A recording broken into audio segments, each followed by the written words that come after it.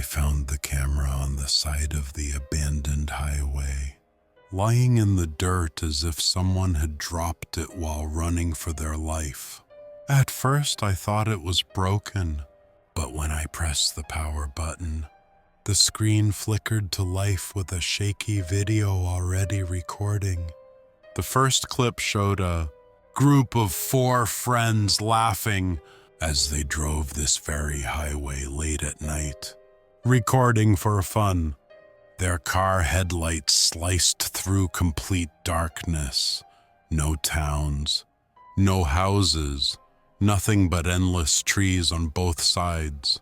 One of them joked that the forest looked like a place where people disappear, and everyone laughed except the one holding the camera.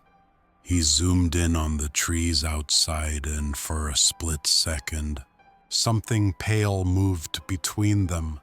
Nobody else saw it, but the cameraman whispered, "Did you see that?" And his voice trembled. The others teased him, until suddenly the car jerked as if something massive hit the back bumper. They pulled over, their laughter gone, replaced by nervous breathing and shaking hands. When they stepped outside to check, the rear bumper had deep claw marks, 3 long gouges like something tried to grab the car. One of the friends laughed nervously, insisting it was probably a prank from the last town they visited, though no one seemed convinced. They got back into the car and kept driving, but the forest looked different now, as if the trees leaned closer with every mile. The cameraman turned the device toward himself, whispering that he felt like they were being watched. Suddenly, the radio turned on by itself, playing a distorted version of their own voices laughing from minutes earlier. Everyone panicked, and one friend smacked the radio until it went silent. But the moment it stopped, something screamed in the forest. The scream didn't sound human.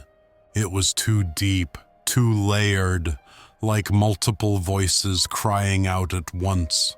One friend demanded they turn around and go back, but the driver insisted they were too far to risk stopping again.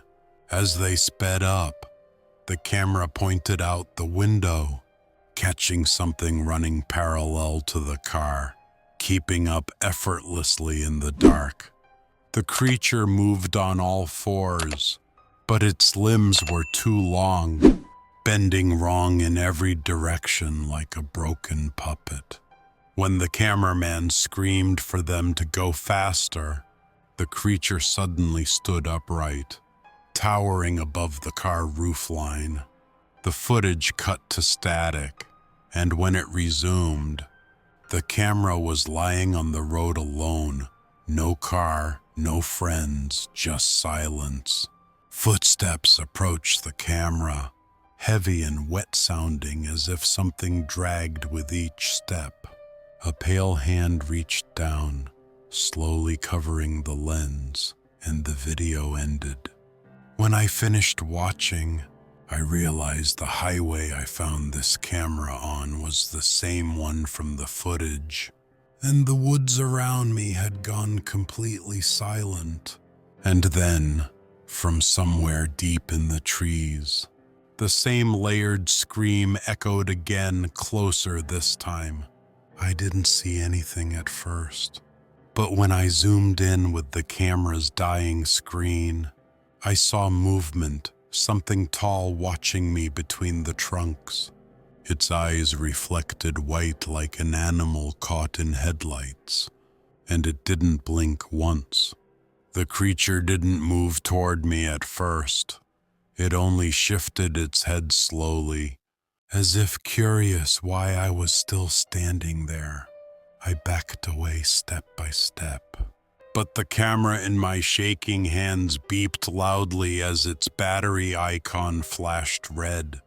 The beep echoed unnaturally through the forest, and the creature immediately snapped its head toward the sound like a predator sensing prey.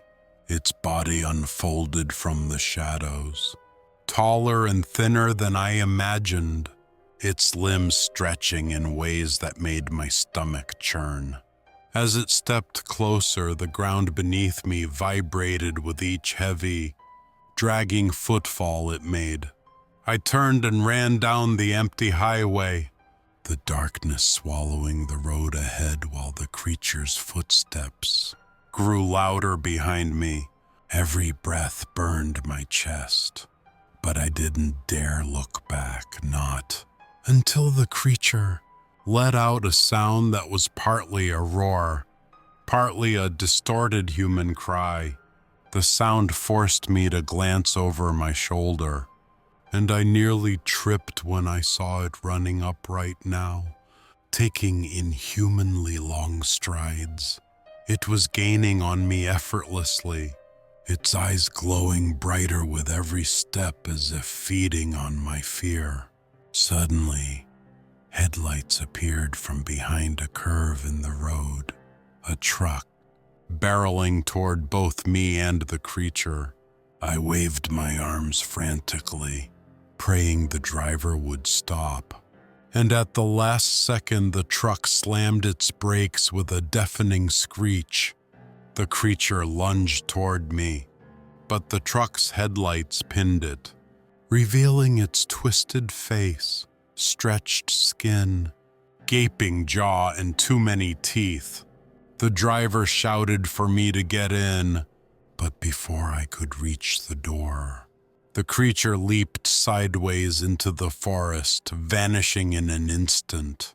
The driver, a shaking old man, kept muttering that I never should have stopped on this road after midnight.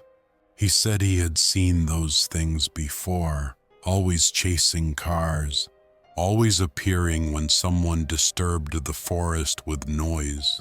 When I showed him the camera, his face drained of all color, and he whispered that it belonged to a missing group from 3 nights ago.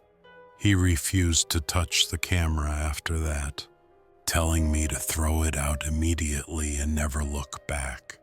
But as we drove, the camera turned on by itself again, screen flickering with a new video, one that hadn't been there before. The video showed the inside of the truck from a rear angle, as if something was filming us from the darkness behind the seats. The old man swerved in panic, shouting, "It's inside! It's in the truck with us!" The camera feed shook violently as something moved in the back, its pale fingers emerging from the shadows inch by inch. I grabbed the camera and swung it around, just in time to see the creature's face inches from mine, its jaw unhinging wider than humanly possible. The truck crashed into the guardrail as the old man screamed, and the world erupted into metal, glass, and darkness. When I opened my eyes, I was lying alone on the asphalt, the truck destroyed, the old man gone, and the woods silent once more. The camera survived, lying beside me with a new message on the screen. "You filmed me, now I keep you." And then, from deep in the trees, I heard the creature's footsteps again, slow, steady, and coming closer.